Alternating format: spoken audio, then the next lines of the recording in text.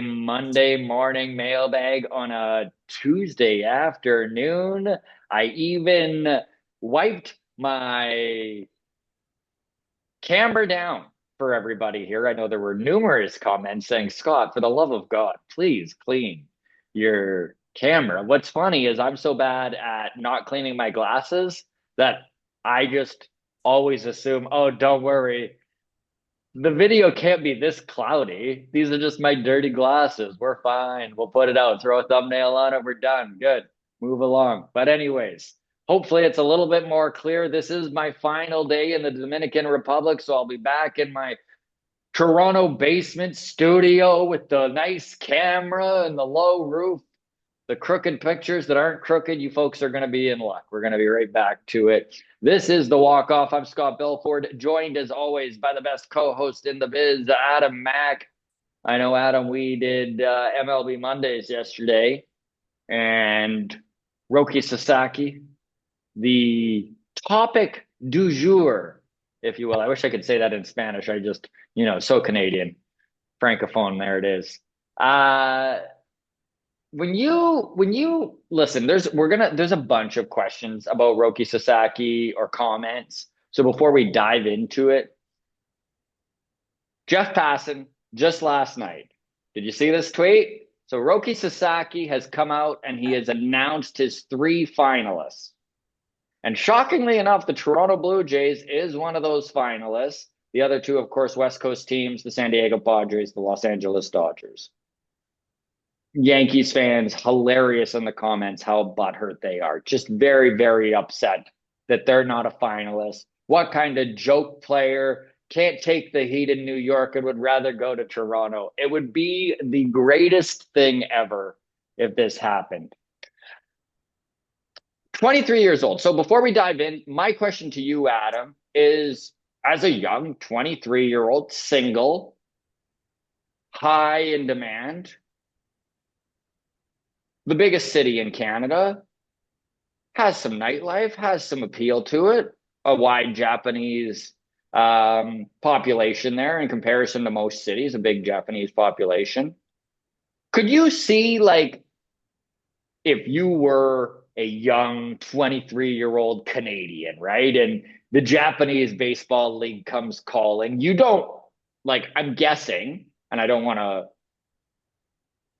step outside of my realm of knowledge and stereotype you. I'm guessing you could name 10 cities in Japan and they'd all be the same to you. Like, what I'm asking is, do you think Roki really knows that much of the difference between Toronto and Los Angeles and San Diego outside of their names and maybe where they are on a map?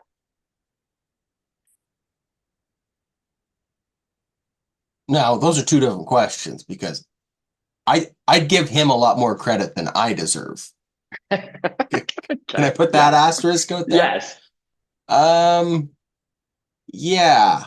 You could probably name me any city in South Korea and I wouldn't know the difference. Right. So, that is is Canada to the United States, South Korea to Japan. Ooh, I don't know. Like, is there a Korean team in Seoul that's playing in the Japan League? I don't know. We're off the rails here. The point is, Scott, are they interchangeable? I mean, time zones would be a thing, right? Yes, absolutely. And these are two West Coast time zone teams versus an East Coast time zone team. So, I mean, if I was better at my job, I would have already looked into this. But if there's a 7 p.m. game on the West Coast, what time is that in Japan? Is that an afternoon game or is that a late night game? This is a That great must be an question. afternoon game because Yes. Toronto would be a late night game.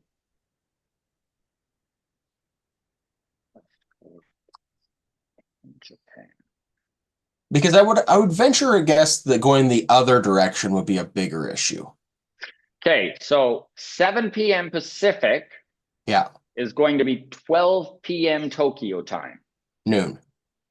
noon, which means that 7 p.m. Eastern is going to be 3 p.m. Tokyo time. I don't know if it makes a difference, does it? No, hearing that, I'd say no. Like either way, you're in the middle of your workday. If anything, I'd say advantage Toronto. The other thing I will say too is that direct flights Toronto to Tokyo or Toronto to Japan happen all the time. And I'm obviously Los Angeles is going to be in the same boat there. San Diego, not so much.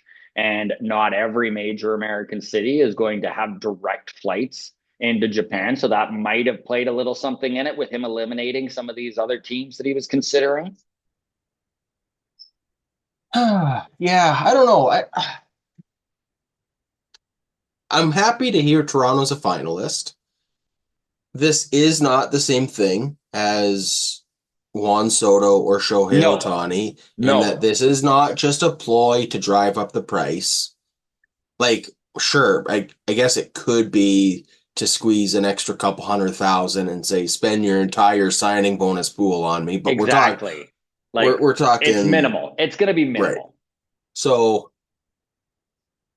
so I do think the interest is genuine. I think there are a lot of like good things about Toronto. I think if you are an international player and you're coming to a new country anyways, what's a different new country to you? Mm-hmm. Now, that being said, two of those teams are in much better positions to contend. Very much so. Um, do the Padres have a Japanese star right now? You Darvish. Yu Darvish, yes, thank you. Who we just watched had a New Year's party with Yusei Kikuchi. Yeah, that's right. Um, yeah, like I guess maybe it comes down to personality type of like how much of the stardom is he after, right? Like, do you want to Mm-hmm. be Leon Draisaitl on Connor McDavid's team, or do you want to be on your own team? Like, And that's a I don't really know. good point. That's a really good point because we don't truly know what Roki Sasaki is after, right? 23 years old, looking to make the jump to the major leagues. And we talked about this yesterday on MLB Mondays. He could have just waited the 3 years for him to be a free agent, hit free agency at 26, and done the Yamamoto, Yamamoto. right? Like he literally could be a $300 million pitcher at 26 years old, and he decided to jump the gun and take literally pennies on the dollar he would normally get. So I When don't think this is he's a when he money does move. sign though, how many years does this deal go for? Like, is he still going to be a free agent in Major League Baseball, or does he have a whole 7 year clock? So no, it's not the same 7 year clock, and I should have taken a closer look at this. I think that it's somewhere between 3 to 5 years. He can renegotiate a big extension at some point, but there is a Okay. really it's a Figure fine that out for line. Friday.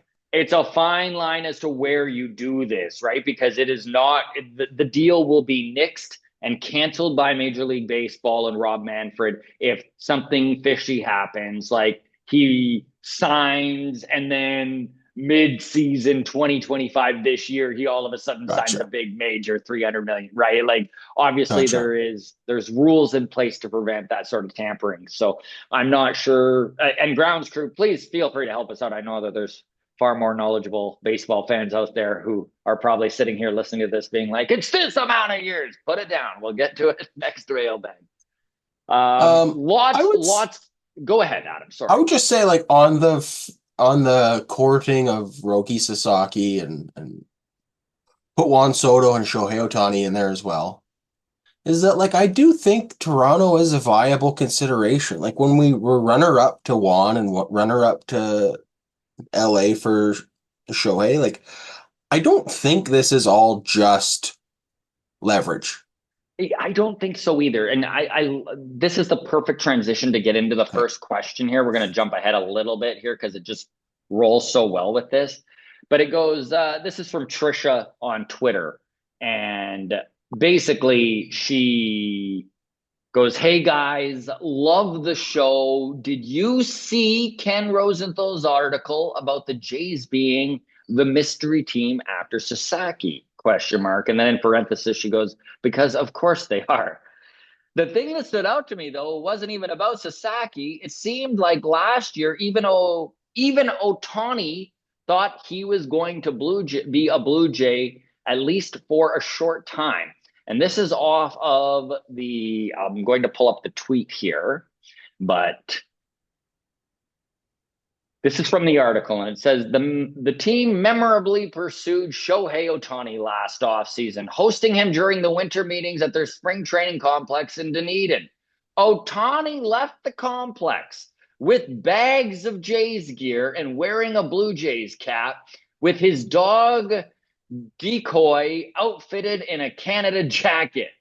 But days later, he signed his heavily, and then it just goes on from there. But so that is what Trisha messaged about, where she was just like, I didn't even know that Otani left with a bunch of gear and stuff, which does make you think, just even for a second, you know what? Even if there was a 6 hour window where Shohei Otani thought his mind was made up on Toronto. Listen, I know that second place, what's the no fear shirt, right? Second place gets a bunch of steak knives, some shit like that. You 90s kids know what I'm talking about. It is irrelevant. It's all irrelevant. They didn't get Shohei Otani, but it is funny to read that and be like, wait, what? Holy fuck, what? Yeah. I mean, we just keep playing runner up and it's God, don't let us be the bridesmaids again. Like, come on. well, I think this is a strike against Atkins and or Shapiro and whoever is the ultimate decision maker there. Like, we'll never know, right? Yeah. But the Dalton Varsho of it all is also because we got sniped at the last second. I forget who it was. I think he ended up signing in Boston at the last minute. Do you remember this? Hmm.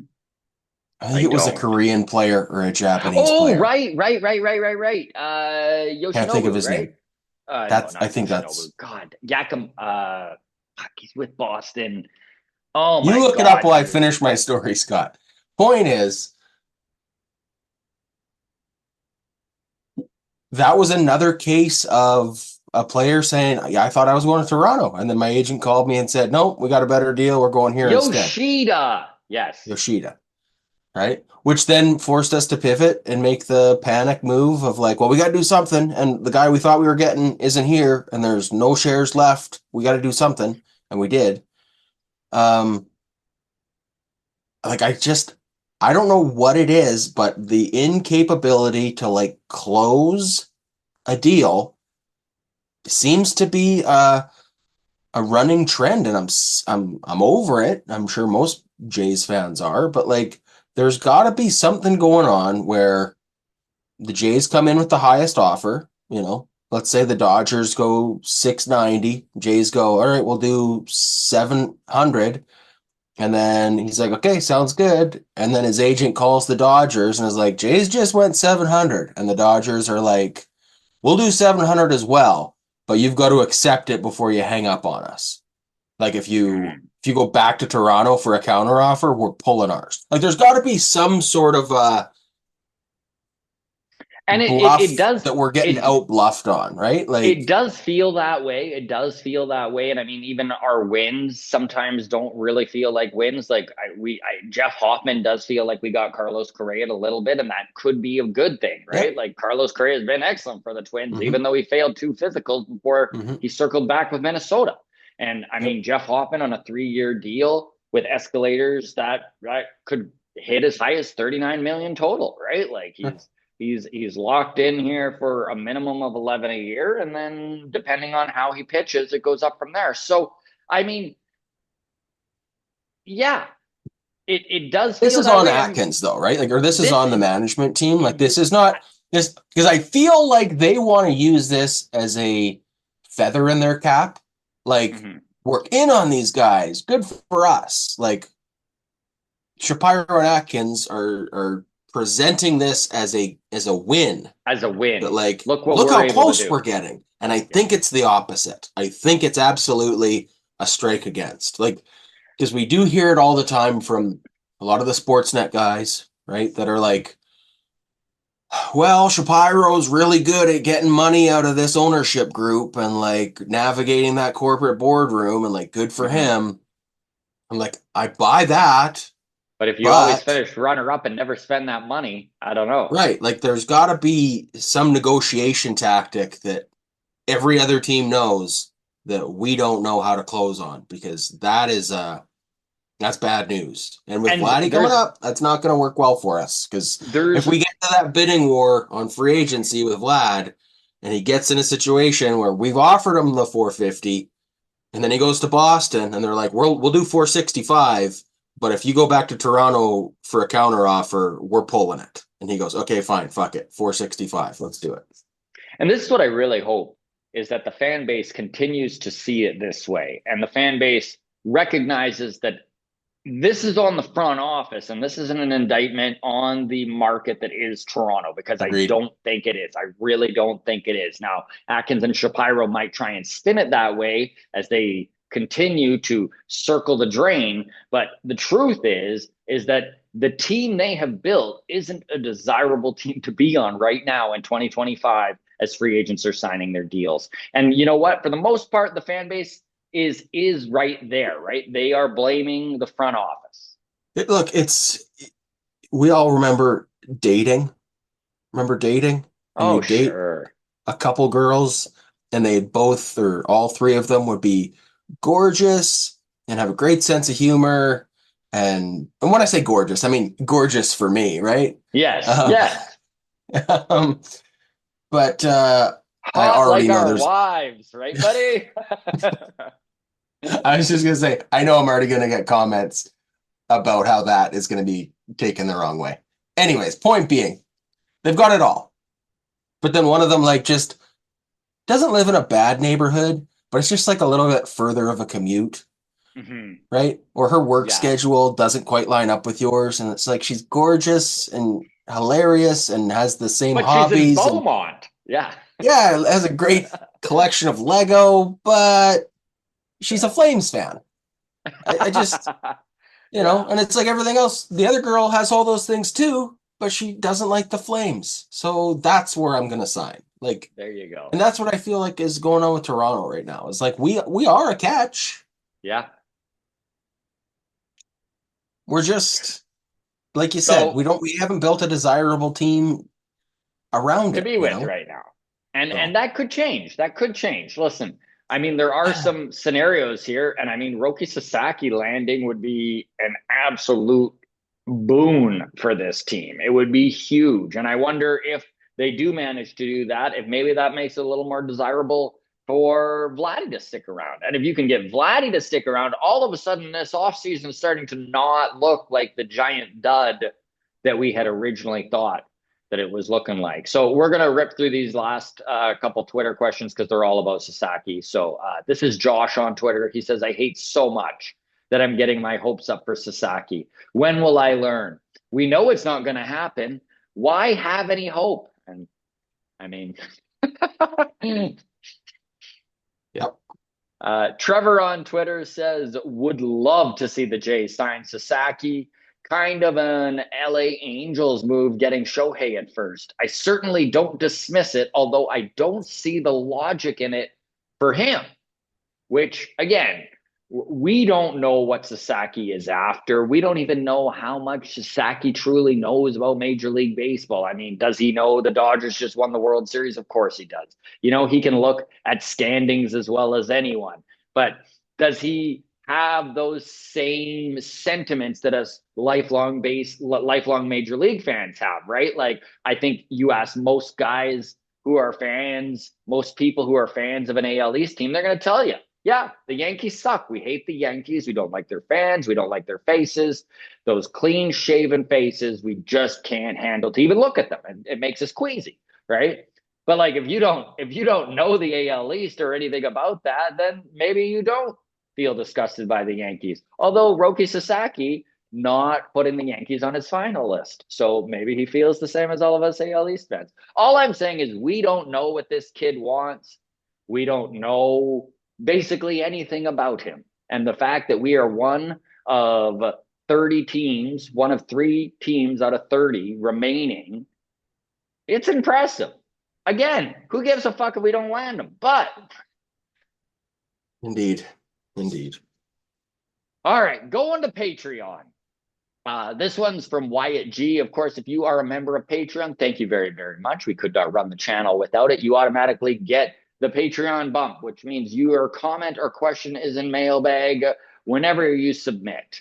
We also give you instant access to all of our interviews and our MLB Monday extra added show. So bonus value for you. And we do have a bunch of interviews coming up, which I will give you a schedule once I get back from the DR. I haven't really put anything in writing here over the last couple of weeks, but I'm back in a day, and we're gonna put the nose to the grindstone. So this is from Patreon. Wyatt G says, "Hey fellas, got one from Mailbag for you.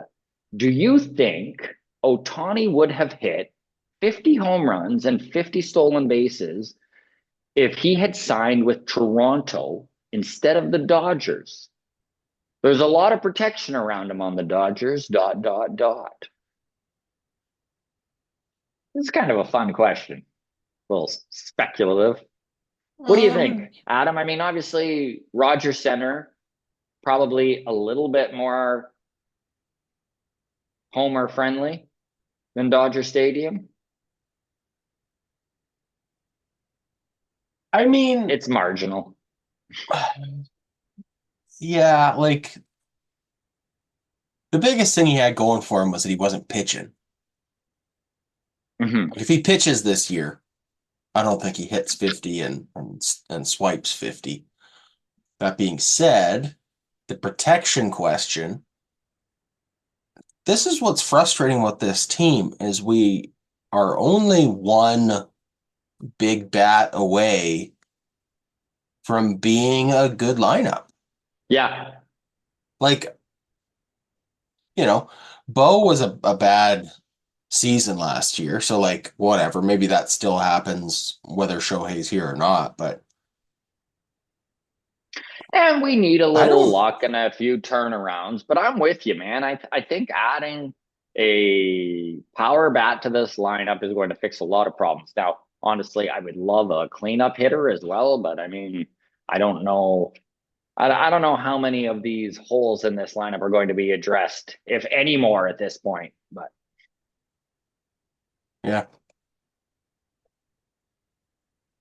I don't know. I'm going to say no. I'm just going to say Wyatt, my guess is that if Shohei had come to Toronto, he would not have hit 50 and stole 50. I think he would have. Now, I think Shohei still would have been leading off in Toronto. And so the 50 stolen bases, I think you know what? I don't know. I don't know. That's such a good question. And you know what? Maybe he would have. It's Shohei freaking Otani. What do you think, grounds crew? This is a fun question. Speculative, and there's no way of actually knowing yes or no. But do you think Shohei Otani would have been a 50-50 man in Toronto? Drop your comments in YouTube here. Moving on. Oh, some good news for everybody. Just found out our good friend Mish Beer, who has been a longtime follower of the Walk Off, longtime member of Patreon, longtime upper echelon Patreon member in the Walk Off crew here and the Grounds crew. So she just found out she's officially cancer free and in Amazing. remission. So Amazing news. hey, such great news. So happy She for you, is Mish. awesome, awesome. Just love it, Mish. So glad to hear. And I know that everyone, she's become kind of like a member of the Blue Jays fan club that goes Hmm. everywhere. So she has many friends and fans that know her well from when she goes to the Blue Jays games all the time. She's a season ticket holder. And, she had that scary incident on the streetcar where Ball. she fell and literally was trying to just get off the streetcar and move on with her life. And the driver stopped her, forced her to sit down, forced her to go call medical people. And this is how they wound up finding that she, Amazing. who knows what would have happened. Anyway, so Mm-hmm. happy for you, Mish. Yep, very happy. Congratulations. Finally, some good news in the offseason. Love to hear it. Back to Patreon here. This one is actually from our Discord. This is Johnny. He says, I'd like a leadoff hitter, a cleanup hitter, a number 5 guy with some pop, and a partridge in a pear tree. Nice. I mean, Johnny's not wrong. A leadoff hitter would be nice on this team. We talked about needing some pop.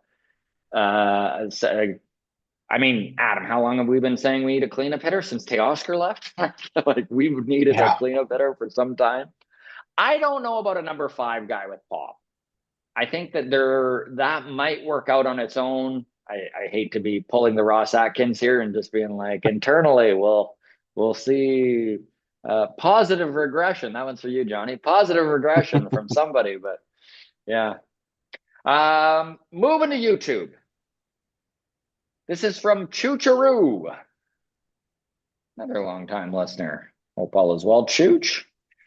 He says, the problem is simple. Regardless of the Vlad drama, the Jays don't have the money / flexibility they need to fill all the holes in order to be a playoff team.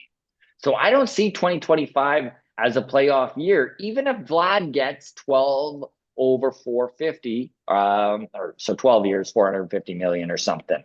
A lot of fans are not realizing this, and it blows my mind. P.S. Anything over an AAV of 34 is too much for Vlad, considering Freddie Freeman.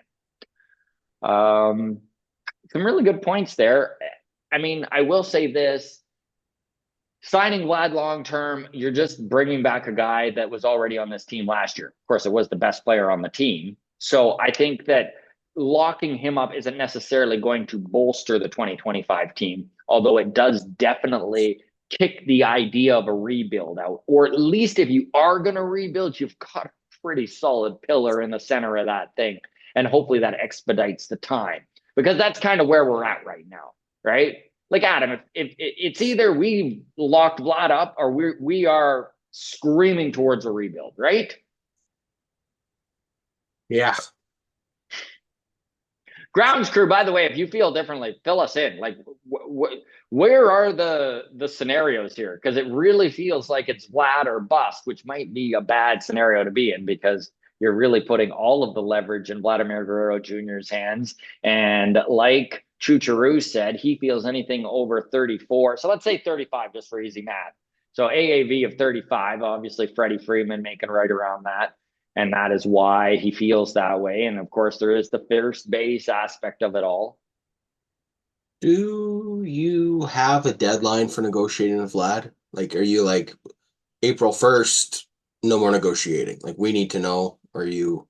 Well, I don't, but Vlad does. And Vlad Mhm. has come out and said that once spring training starts, he is done negotiating and he's going to free agency. And I don't know if this is a negotiating tactic in itself. Obviously, whenever you put a deadline, it does speed up any process. We've watched, I mean, Fred, you can just look at labor disputes, right? And there's always, look at what Canada Post did. They didn't even get to a strike until it mattered most. And sorry, lockout. They were locked out, not a strike. So it could be a negotiation thing, but yeah, I mean, that means we got a month, 1 month to get this done. Am I being like overly optimistic with the idea that we could like go to Vlad and say, hey, we're still gonna try and re-sign you. Like, our offer next off season is going to be 450 over 12 or whatever the number is, Yeah. right? But we're gonna trade you. We're gonna get a little pump back into the farm system. We're gonna get 2 or 3 or 4 pretty good guys back Hmm. that you're gonna benefit from. So Hmm. here's the offer to Vlad. We're not quite gonna contend this year. We'd really like to contend next year. Hmm. So this year, go play for the Mets or go play for the Hmm. Dodgers. Like we're gonna trade you to the NL. We're gonna get something back. Hmm. And they're gonna be your teammates next year, right? Go go get a taste of some playoff experience. Like we're doing this for you. Look how generous we are, right? Like if you're not gonna sign So, with us now anyways, like what's the downside in that? Like why how does that hurt his feelings to be like, oh, we're gonna trade you to the Dodgers? so Go play Adam, with Teoscar for a season, and then we'll give you the whole bag next year. Like whatever we're gonna offer you, we'll just we'll be a better team that you'd be signing with next year because we'll be that team plus the 3 top 20 prospects that we got from trading you. Adam, remember dating? The process of dating. let's Yeah. say let's say you're dating a really hot girl, right? I mean, hot for us, right? And yeah, and and she's funny, she's hot, but she lives a little further out of town. But there's a not as good a looking dude as you or I in Beaumont where she lives, and you're like, you know what? Why don't you go hang out with Mister Met Beaumont here? And turns out Mr. Matt Beaumont, like he He's wins the World Series, and she's like, you know what? Maybe I want to be with a winner. And all I'm saying, danger, terrible, terribly it kind of muddy. worked. It kind of Yeah, worked, it but I get sort it. of kind of pieced it together. I forced a square peg through a round hole, but you get my point, right? Is like I maybe know. showing the other side of things isn't exactly what you want to do. I know. I think our chances of retaining him are so slim right now anyways. Yeah. Like it's not like he's been like saying, "Oh, yeah, like let's fucking sign this $350 million deal. Give me the pen." And we're going, "Whoa, whoa, whoa. Hold on. Let us trade you away first." Hmm. It's like, "Oh, you like we can't come to terms here. We're miles apart." I don't know. Yeah. I know it's not practical to actually do it, but like, man, would that ever be awesome if we could pull I something mean, like that off? it would be. And I mean, it might be the smartest move, anyways, even if they can't bring him back. Because if they can't bring him back, then at least they got something for him. But Right. don't get I don't know. everyone listening, by the way, this is not an advocation to trade Vladimir Guerrero Jr. It's just It is like for me. it, Um, it sure would it sure would suck to like watch 2025 be a waste of a year, lose your two top assets for literally second round draft picks, and then need to start over anyways, right? can I just say, if we don't trade him, the appeal of the Dodgers and the Mets is going to be what it is. Whether he plays with the Dodgers or the Mets for 5 months or he doesn't. Either way, Mm-hmm. like that appeal is going to be there. However high that scores on his list, I don't think getting a taste of it is really going to move the needle. Yeah. It might a little bit, like going and playing with Teoscar again and being like, oh yeah, that was a blast. That was fucking Yeah. sweet. Clubhouse is really nice here. Whatever the case may be. Living in Yeah. LA was sweet. Sure. But also the the bleakness of Toronto's future that could be potentially buoyed a little bit by the 3 or 4 prospects that we get back from a trade, Mm-hmm. that's gotta move the needle, doesn't it? Like if he's a free agent and he's coming back here and negotiating, and they're like, "Hey, look, we just got Reiner Knizia, who's Yeah. the number 3 prospect in all of baseball." He's like, "Yeah, that's gonna be handy in 2 years. Yeah. Like the Yeah. future is bright in Toronto because of these prospects you just got for me." Like, Mm-hmm. I don't know. It's And why wouldn't he want to play for the team that Roki Sasaki's playing for, right? Right? Exactly. All right. Last couple of comments here in the mailbag. You can always reach out on Twitter at Walk Off Podcast. The Instagram is the Walk Off Podcast. Blue Sky, the Walk Off Podcast. Drop your comments on YouTube. This is from YouTube. This is Deefer. He says, I think everybody should stop comparing their value to Juan Soto's contract. This was both a happy alignment of the stars for Soto and probably a financial mistake. Nailing both of those. Vladdy is a must sign for the Jays, but his number should not come attached to Soto's. I'd say Vladdy is worth 35 to 38 a year. I like that. I kind of feel the same way that I could handle 35 to 38. This is where it does get slippery, Man, right? I can't fucking wait to lose Vlad in free agency and to read the fucking headlines that say we gave him a competitive offer of 35 to 38. Like, okay, if that's what you're comfortable with, we're never gonna fucking have anybody. Like, I get it, but Yes. also that's not that's how you lose out. That's how you're always the runner-up, is by That was going to giving be my point. comfortable offers. That was going to be my point. Is like, yeah, 35 to 38. I'd be all right with that. And then I'm I'd like, be but would thrilled I with be 25 to 28. but Why not? would I be okay with losing him for 40? Right? Like would I go 38 but not 40? And I don't know. It's a difficult question to answer because there is a point where you do the tipping point, right? You do get too heavy on one side and it becomes an albatross of a deal. I don't know what the answer is. Time will tell what this front office thinks the answer is. All right. Final question, comment, and it is a long one, so apologies, but there's some really interesting stuff in here, so I figured I'd take the time to do it. This is from Andrew Evans Comedy. He says Toronto is in a unique position in that they have money to spend, but it is harder to attract free agents to play there than most markets. Of course, the Blue Jays have a bunch of money coming off the books in 2025 and are almost free and clear after 2026.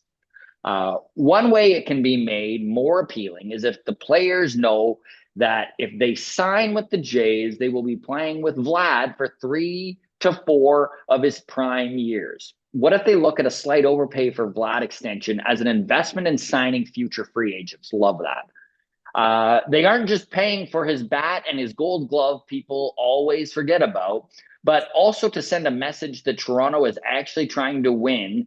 And we have one of the best hitters in the game playing every day for the next 5 years. Want to hit behind him? Want to hit in front of him? If they lock him up now, maybe it is a difference between landing Santander or Bregman and missing out yet again.